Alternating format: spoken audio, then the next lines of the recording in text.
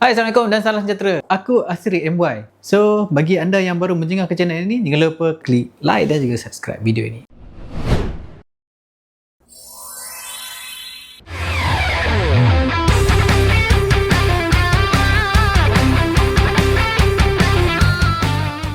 So guys, bagi hampa yang nak upgrade motor yang reliable, ada power, tengok video ni sampai habis. Hari ni kita nak bercerita tentang ZX motor ZX 500 RR.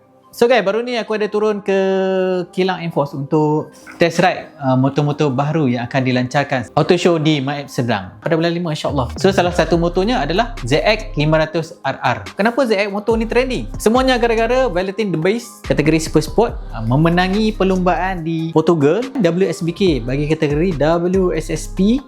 Race 1, race 2 dia menang. Dia tinggal jauh pencabar-pencabar dia. Dia telah mengalahkan motor-motor yang hebat seperti Honda, Yamaha, Ducati, Triumph yang dah lama dalam WSSP ni, Kawasaki yang banyak menang dulu. Tahun lepas yang banyak menang adalah Yamaha R9. Tiba-tiba di Portugal ZX motor 800 RR ni menang. 820 RR ni menang. Kecoh satu dunia. Okey, kita cerita enjin 500 RR yang akan dibawa masuk. So, motor ni menggunakan enjin 4 silinder sebaris Dodge. So, kuasa dia sekitar 84 horsepower pada 13,500 rpm. Torque dalam 46 Nm torque pada 11,500 rpm. Daripada 0 ke 100 mengambil masa dalam 3 hingga ke 4 saat. Motor ni transmisi 6 kelajuan, slipper clutch dan ada quick shifter. Boleh tengok video ni. Ni video aku test.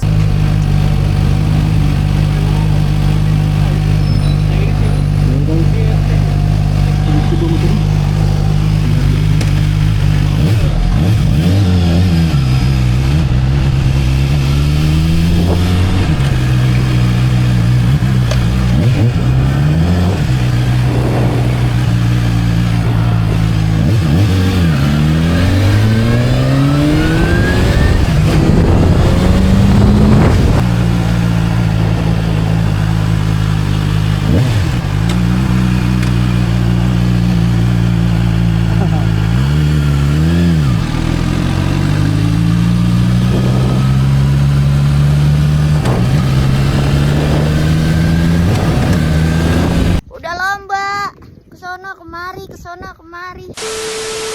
Okey, motor ni dia boleh capai sehingga 235 km sejam. Okey, kita pergi pada dimensi motor pula. Okey, berat motor ni lebih kurang 168 kg.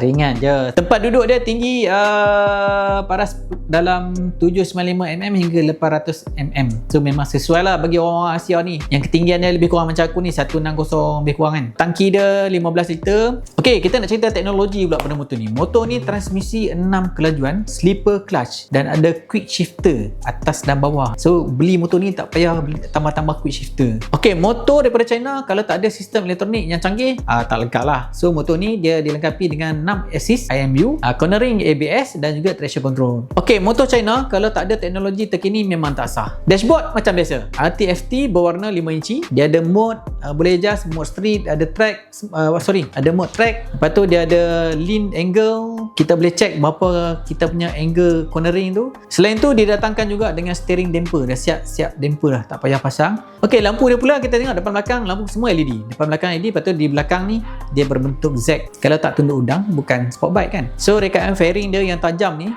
nampak padat bagi mengurangkan rintangan angin. Lepas tu dia datang pula dengan ada wing leg aerodynamic sama dengan model abang dia 820. Sayap yang kecil di bahagian kiri dan kanan ni bagi memberi tekanan ke bawah semasa kita memecut. Okey guys, last kita tengok exhaust. Exhaust dia direka untuk mengimbangi pusat graviti berat motor tu lah. So dia diletak di bawah motor. Bunyi dia macam ni.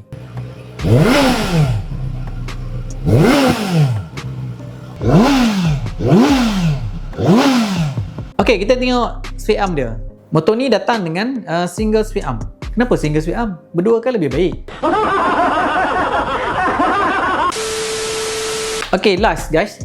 Overall bagi aku motor ni menarik untuk dinantikan. Aku rasa dia mampu memberi saingan kepada brand-brand yang sedia ada. Contoh dia macam QJ Motor 450RR, TF Motor 675 SR, CBR 650. Aku rasa motor ni boleh memberi saingan kepada motor-motor sport bike yang sedia ada dekat pasaran Malaysia ni. Itu pendapat aku lah. So, apa Apa pendapat hampa berkenaan dengan motor ni? Berbaloi atau tidak untuk ditunggu dan berbaloi ke tidak untuk dimiliki? Sama-sama kita tunggu. So guys, setakat itu saja video untuk kali ini. InsyaAllah kita jumpa lagi di video-video akan datang. Terima kasih kerana menonton. Assalamualaikum. Bye-bye.